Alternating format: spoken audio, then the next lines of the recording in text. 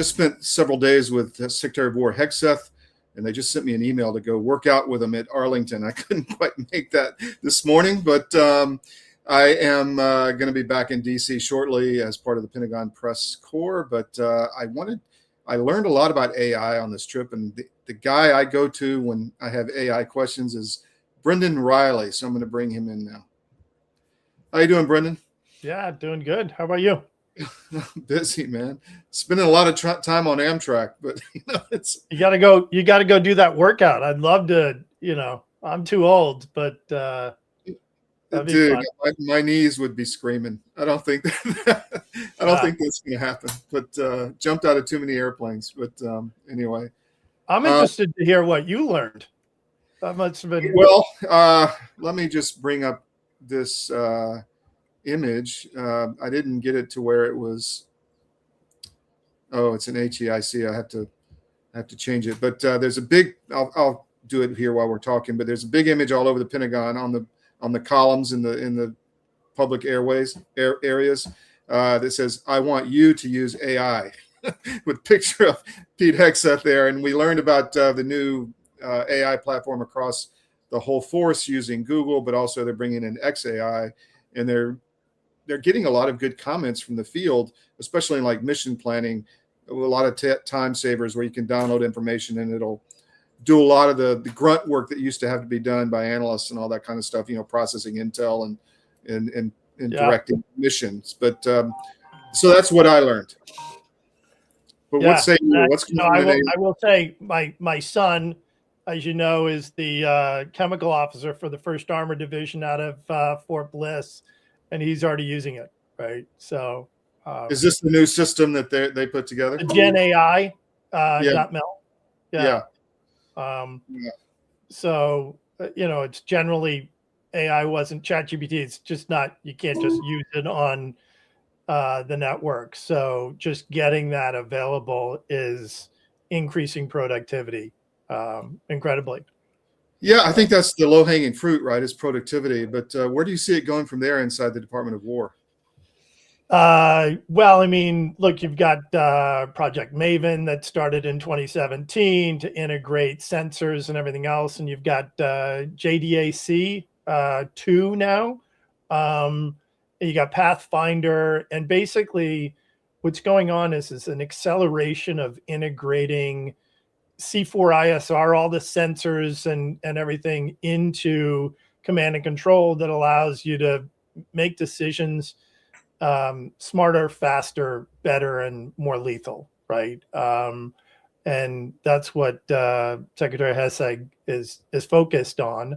But the real thing on AI, what it's being able to do is that, if you spent any time working with the Pentagon or anything else, it was all standards based, and it was hard to get new technology because the technology that was used is built on a standard that's 10 years old.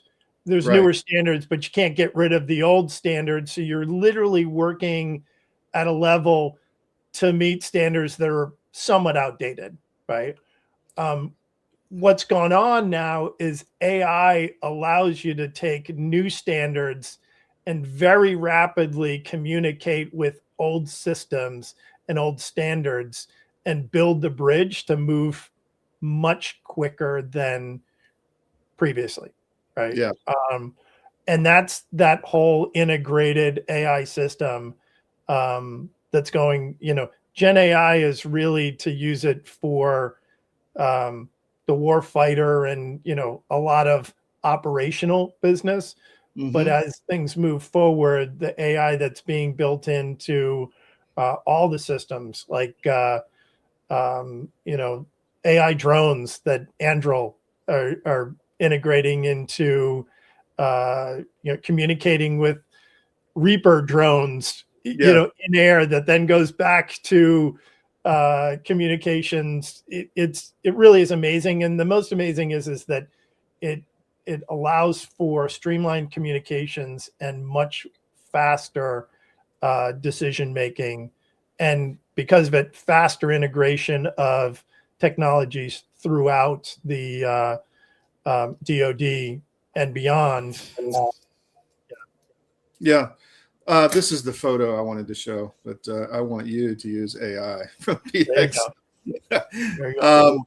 So what fascinated me, and I know you're a DoD contractor, was the change, the radical change in the processes of bringing in small, innovative, cost-conscious, fixed-price contracts, timeliness of innovation, and getting it to the force. Are you seeing that in the AI sector? No, I mean, that's just it. Mm-hmm. Again, when I started very, very early on, I think I built a neural network 21 years ago in the Mm-hmm. basement of the Pentagon, right? So, Mm-hmm. but to today, it really is AI allows that old standards based, to move forward where you can feel comfortable bringing in new technology and Mm-hmm. integrating it into, the networks much Yeah. faster. So the mentality change is faster with AI, with these standards, with the mentality that Secretary Hegseth is bringing. Right? Yeah, it's interesting. The Yeah. dynamics has changed very rapidly inside DoD since underneath Trump. So Trump doesn't like Raytheon, or at least called him out recently. Do you feel any pushback from these legacy primes that are, maybe not happy with this new systems? Well, they lived off the standard. They built the standard. So once the standard was set, they knew that they're getting the next $1 billion in orders. Once that standard was adopted, Yeah. now they're under fire because they don't move fast enough. They weren't thinking fast enough, and smaller organizations like Anduril and others are capable of moving in that new environment. Mm-hmm.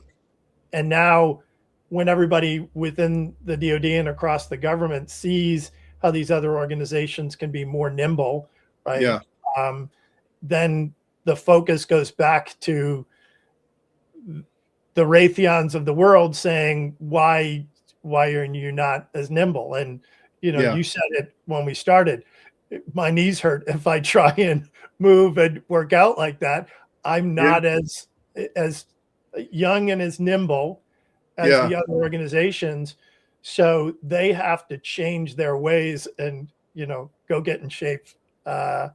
so that they can move and adapt. And they're reticent to do it, and they're going to be forced to, or because Trump's that's just he's putting the microscope and these organizations under fire, which is Yeah. actually speeding everything up. And then you throw out a comment that we're going to increase defense from 1 to 1.5 trillion, and they go, okay, I'll start working out. I'm going to get nimble. There's too much on the line, right? Yeah.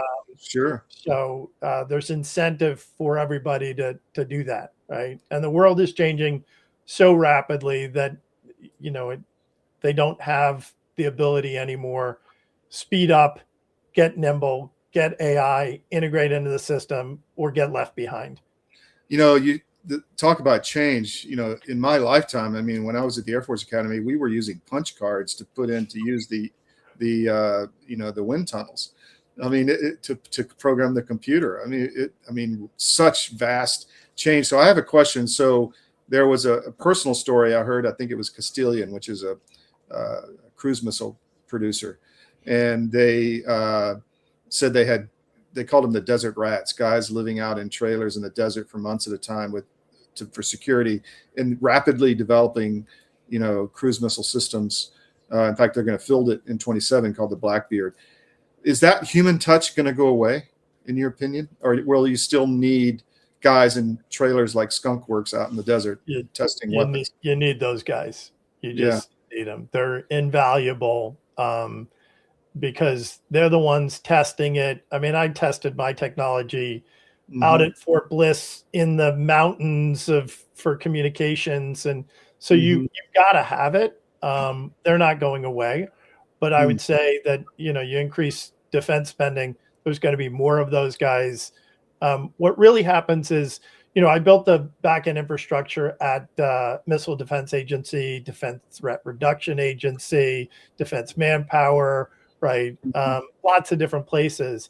And before, they were silos, right? They just were silos. But when you get DTRA and missile defense and others integrated into that, JDAC, that kind of integrated network,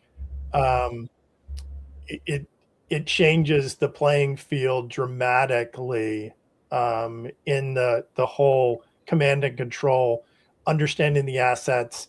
But what happens is that it is the old guard, them, the guys who built those systems, that know those systems, that still some of their antiquated. You can't lose them, right? They're invaluable as you put this together, and let the AI help bridge the standards based and link the systems and create that overall network, so that everybody is smarter, faster, and we are more lethal, and more and quicker to respond.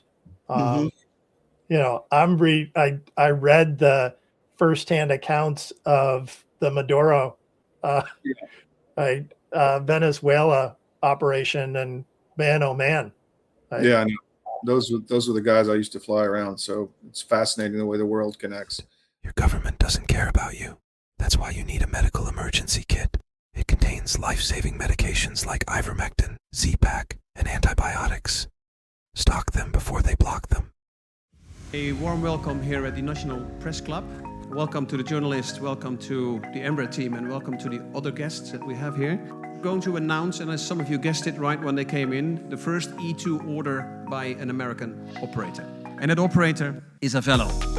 We believe this is really a strategic shift to unlock profitability for the customer. I'm very pleased that we have Andrew Levy here as the CEO of Avello, and I'm very pleased to give the stage to share a little bit more about what Avello is going to do with the E2 195. Thank you very much. Couldn't be more excited to be here as part of this historic announcement. We have such a great cultural fit as companies, so we're very, very excited to be Embraer's newest customer. We launched our airline in April of 21, and our target is focusing on small secondary airports of large metro areas. We've carried over 8 million customers since we started on 63,000 flights. And we've done all these things with 1,200 of the greatest crew members I could ever imagine having, and many of them are here with me today.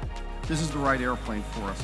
It's going to open up opportunities for us that no other aircraft can serve. The best thing about the airplane, of course, is you will not find a middle seat on this airplane. It doesn't exist. We won't have any to offer. It's going to be the best cabin in the United States, and we're so excited about that.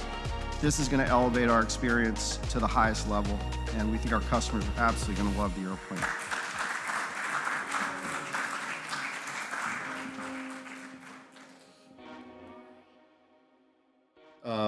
But so do you think a lot of that was true, or was it like deterrence for like the sonic? You know what?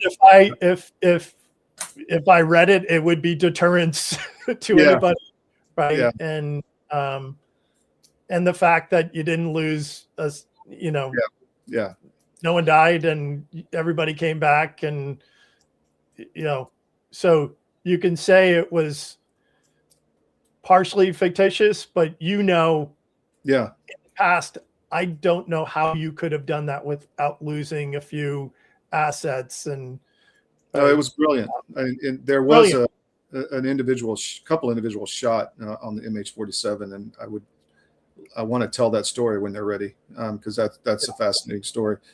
Let me ask you, I was very encouraged by this trip on the rebound and regrowth and just explosion of American manufacturing and local American talent. I mean, I was at Rocket Lab, and there weren't DEI hires there. Let's just put it that way.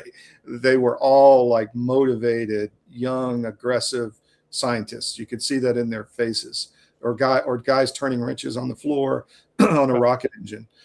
So well, the question, I guess, is, what do you say to somebody in high school who wants to be part of this revolution in American manufacturing. I mean, I think it is the future, right? Yeah. So I've got 2 kids in high school, so you know, and as you and I have said, it's an AI and quantum future, right? Mm-hmm. So what do you say? Learn the trades, learn AI, stay up on anything, and from my perspective, start understanding what quantum computing is and how that's going. Interesting technology came out. I just saw something on a replacement to GPS, right? Using Really?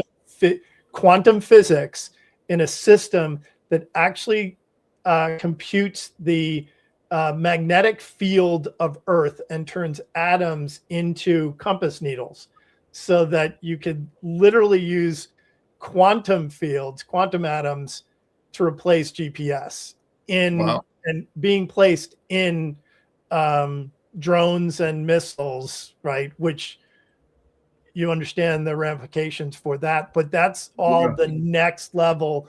You and I have been talking about it. Mm-hmm. We start going into AI, and then we start going into quantum, and DoD's already moving into leveraging this, and that's the future of the United States. It's a future in all manufacturing, and it is moving rapidly in DoD now that it's being supported at the level it is, but it's now moving into all manufacturing. So that's a question. Would you be able to spoof or hack the GPS in a quantum GPS? It's not. It literally is calculating. Atoms become compass needles based on the magnetic field of the Earth, which is It's there's not hackable. different magnetic field variations in different parts of the world, and you can't spoof the Earth, right? I mean, you could try and change magnetic fields, but there's a whole again, you're working at a quantum level. It's really interesting stuff, right? So as you sounds like we need to have coffee again. exactly, really interesting stuff. But it is like GPS is a threat because we rely on it. It is dramatically. Yeah. But it's good to understand that really all of these technologies, and that technology was only discovered and capable because AI figured it out, right? Wow. Humans on a chalkboard did not, right? Wow. So the AI is calculating that, and it's AI and quantum together building these solutions and getting young American kids to be thinking of, what else can I do? Pushing the envelope that can be used, that I can go get a piece of that $1.5 trillion budget, and corporations, Raytheons of the world, and startups that understand, where we're going. I mean, the problem is that everything is changing when you've got hypersonic missiles that, the comment, and Pete Hegseth said it the other day, when 11 you can shoot 20 of those things, and we've got 11 aircraft carriers that can be taken out pretty quickly because you can't defend against it. How are you going to fight in the future when you've built an infrastructure based on old technology? It's the old systems. And Elon was awesome. Did you see him at SpaceX with Pete? Yeah. Talking about going to the stars. And Star Trek is like building, right, Starfleet Command, and man. You laugh. The only way you really get there is Space Force, Space Command, right, integrating all of it, satellites, sensors. But it's interesting, and AI is accelerating the development of the technologies, the use of the technologies, and the ability to bridge the newest, best technologies to older standards that exist today, and moving that at lightning speed compared to what we could have done just 3 years ago, really, Yeah. 5 years ago, 10 years ago. So there's a saying going around, I learned everything I needed to know on Star Trek. I mean, I was thinking the other day, the scene where Spock is like, he talks to the computer and gets answers back. That's what we have with AI. I mean, it's all of those things on Star Trek have come true. A lot of them, and maybe not beaming you down yet, but they're all there. No, and the great part about X, Grok being part of that as well. I mean, Gemini is leading the way right now. Grok has the ability to be much more independently focused and managed for a DoD standpoint. And Elon's tying, Grok for scientific right into systems that are built with, quantum chips and other things. So I think a great move getting Elon involved, and with his focus on space networking. I mean, we're communicating through my Starlink network right now. So it's amazing tying all that together and getting him involved and with the GenAI.mil network with Grok is fantastic. And I don't use Wikipedia anymore. I use Grokopedia. I just find it much better. Where can people find you, Brendan? Where can they follow you? Just briley.com, at briley. Okay. And it's always interesting. I love spending time with you. Let's do coffee, because there's a lot of other things that I've learned, and love to hear more about your time with Pete and Hetzeg and others. But suffice to say, I'm excited for what's going on. There's enthusiasm, a deep change into the mentality. I would tell you, even from my son's level of just kind of doing his job to, wait, now AI is making me more productive. He's more excited. Everybody is more excited now with the changes and the mentality going on. Right. And they're very proud of what happened in Venezuela. They hear the stories and they're like, we're awesome. And they are, right? Well, one thing I took away from it, which I'll play, maybe I'll play that next, it was Hegseth's talk to some of the kids was fantastic after the workout he did at UCLA Stadium to the ROTC cadets. I mean, there's nothing better than leadership on the ground, working out with them and then having a discussion about leadership. Just fantastic. I loved it. You didn't see that from the old regime. So I'll be in touch. I got to work out my schedule, but I'll be in touch to have coffee soon, my friend. Thank you. Yeah, sounds great. Good talking to you.